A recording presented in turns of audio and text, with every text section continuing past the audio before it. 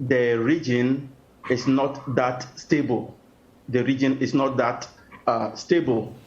And specifically talking about these issues, whether it is about just the mere that people do not want to live and all that. Yes, I think these are key in explaining some of these issues.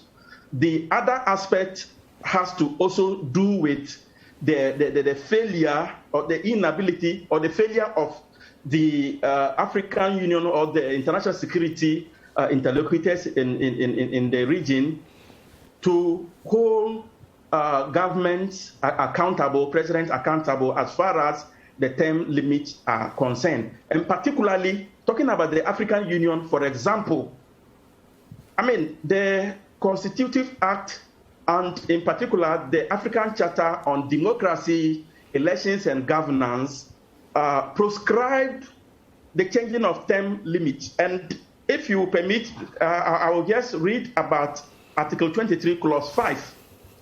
It says that any amendment or revision of the Constitution or legal instruments, which is an infringement on the principles of democratic change of government.